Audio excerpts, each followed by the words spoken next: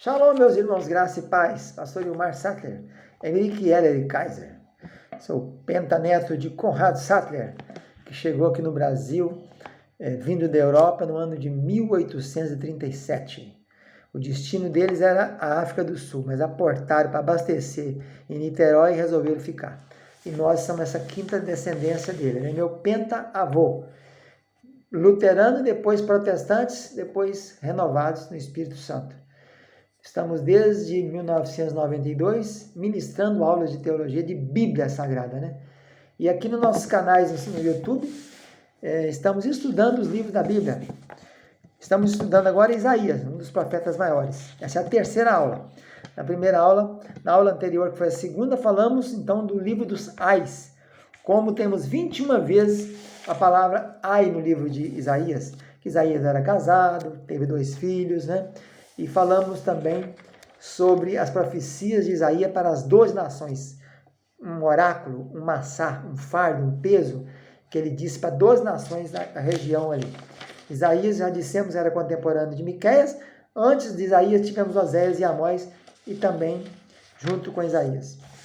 Hoje vamos falar um pouquinho mais da história de Isaías. Como Isaías colocou o seu livro de 66 capítulos, dividido em 2 blocos, 39 blocos, referente lei, juízo e estatutos e mandamentos, mais ligado com o Velho Testamento, né? E 27 mais ligado ao Novo Testamento, que é um tempo de consolo, um tempo de refrigério, um tempo de restauração, um tempo do Messias, né?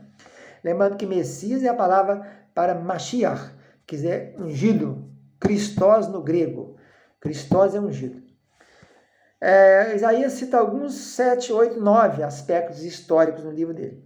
Primeiro, ele fala do ano da morte do rei Uzias. Ele foi chamado, comissionado no ano que morreu o rei Uzias. Eu vi o Senhor sob o alto, sublime trono, e os serafins voavam e tal. Então ele foi queimado nessa boca.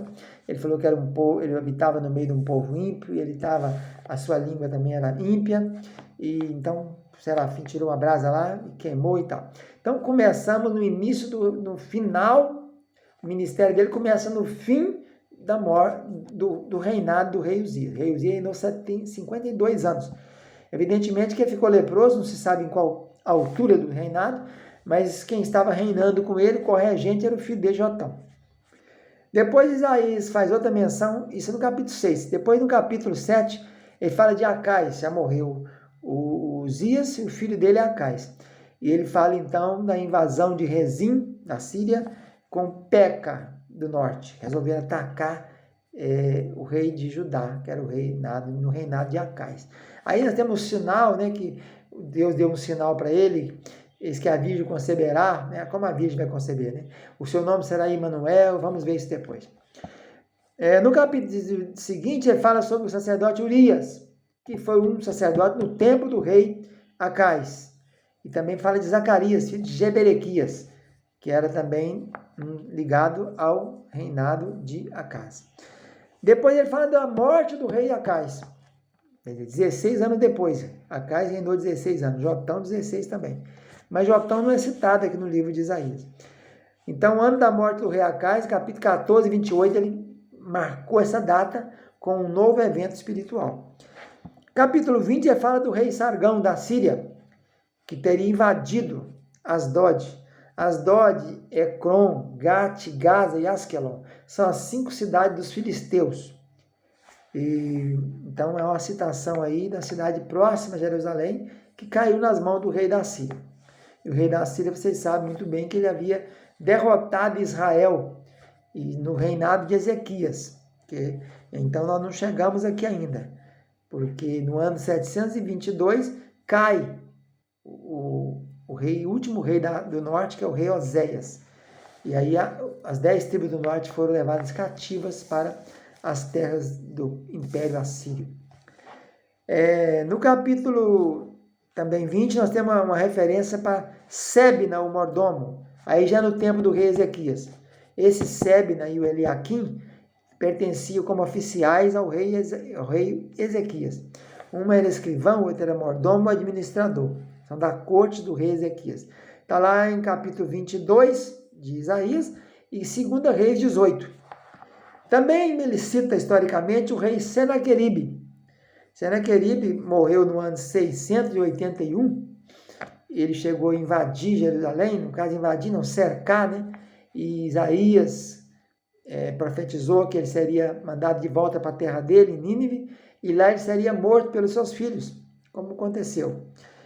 E aquele anjo saiu lá de dentro dos céus, da terra, o anjo foi lá e matou 185 mil soldados. Não escapou mais, quer dizer, tinha mais do que isso.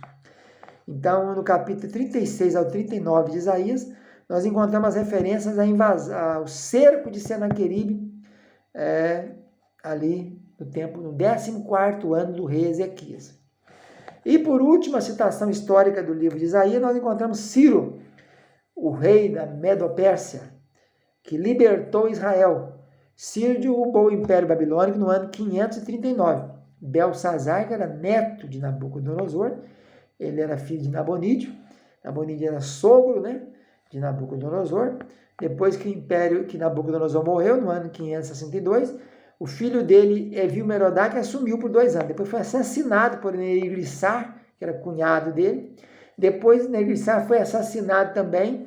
Ficou o filho dele chamado Labash-Marduk, mas reinou pouquinho, e então não tinha mais ninguém na linha de sucessão. Esse genro de Nabucodonosor, chamado Nabonido, assumiu o governo em 556. E logo depois, uns 3 ou 4 anos, ele colocou o filho dele como corregente. E ele partiu para conquistar terras e viajar.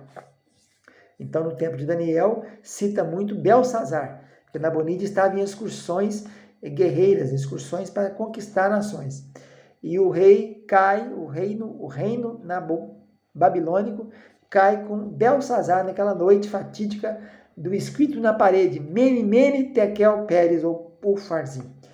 Então, essa aula de hoje, nós tratamos das citações históricas do livro de Isaías, que são essas que nós escrevemos aqui. E vamos, então, continuando nosso estudo de Isaías.